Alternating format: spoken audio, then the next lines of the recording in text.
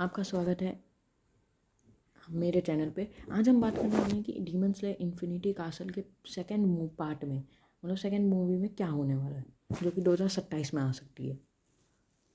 तो देखो, मेरे हिसाब से तो जो सेकंड पार्ट होगा वो पहले पार्ट से लॉन्गर होगा, क्योंकि पहले पार्ट में हमें बस 2 फाइट दिखाई गई थी।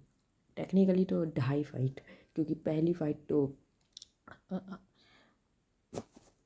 अकाजा वर्सेस गियो एंड टांजिरो थी, और दूसरी आधी फाइट जो है शिनोबु वर्सेस डोमा की दिखाई गई है, क्योंकि उसका आधा फाइट जो है वो कनाओ और इनोस्के वर्सेस डोमा होने वाला है इस मूवी में। और ये मूवी जो है वो मोस्ट प्रोबेबली एंड होगी विथ मुजान, जो है क्या बोलते हैं, बाहर निकल जाएगा और आखिर में मुजान का लुक दिखाया जाएगा। इसलिए इन्हें जो है 3 फाइट दिखानी पड़ेगी। पहले तो आधी फाइट जो बची है डोमा वर्सेस इनोस्के एंड कानाओ, उसमें भी बैक स्टोरी दिखानी पड़ेगी हमें इनोस्के की, वो सब। उसके बाद है कोकोशिबो अपर मून 1 वर्सेस गैनिया, गियोमे, सनामी एंड म्यूचिरो। तो इन चारों में उसमें भी है ना कोकोशिबो की हमें बैक स्टोरी दिखानी पड़ेगी, तो बहुत समय लग जाएगा। और फिर अभी तीसरी फाइट जिस पर कोई ध्यान भी नहीं दे रहा है, ओबनाई एंड मित्सुरी वर्सेस नाकी में, उसमें भी जो है क्या कहते हैं यूसीरो आ जाएगा। तो मतलब बहुत सारी फाइट्स अभी बची, और बैक स्टोरीज भी इसमें ज़्यादा 2 दिखानी पड़ेगी। तो बहुत ये आराम से बड़ी पिक्चर होने वाली है कंपेयर टू फर्स्ट पार्ट। और इसमें जो हमारा मेन हीरो है टांजिरो, उसका रोल भी बहुत कम होगा। वो मोस्ट प्रोबेबली हमें अगली पिक्चर में ही देखने को मिलेगा, मतलब थर्ड पार्ट।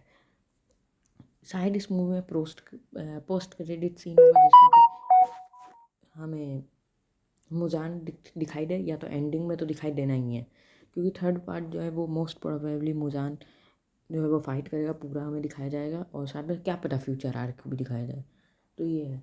फिर उसके बाद की ये मूवी जो है वो 2027 में आएगी, तो थर्ड पार्ट कब आएगा, और ये इतना साल क्यों ले रहे हैं? तो 2025 में फर्स्ट पार्ट आया था, 2 साल बाद 2027 में आएगा, तो तीसरा पार्ट 2029 में आएगा, 2029 में, क्योंकि 2 साल का ले रहे हैं, जिससे कि एनिमेशन हमें और अच्छी देखने को मिले इन्फिनिटी कासा की।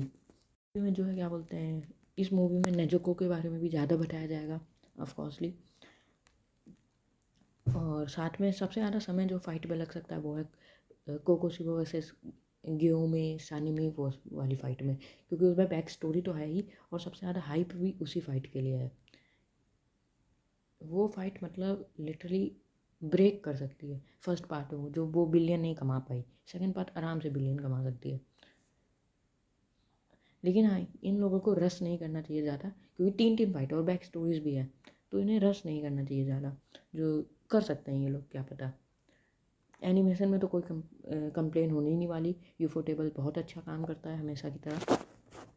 फिर जो ये मूवी है वो ज़्यादा इमोशनल होने वाली है पहले पार्ट से। पहले पार्ट में आपको बस अकाजा की बैक स्टोरी एंड शिनोबु के डेथ से हुआ होगा, लेकिन इस मूवी में आपको और मतलब बैक स्टोरी में तो इमोशनल हो गई, साथ में काफ़ी इंपॉर्टेंट कैरेक्टर्स की मैं स्पॉइलर नहीं देना चाहता, लेकिन डेथ भी होगी इस मूवी में।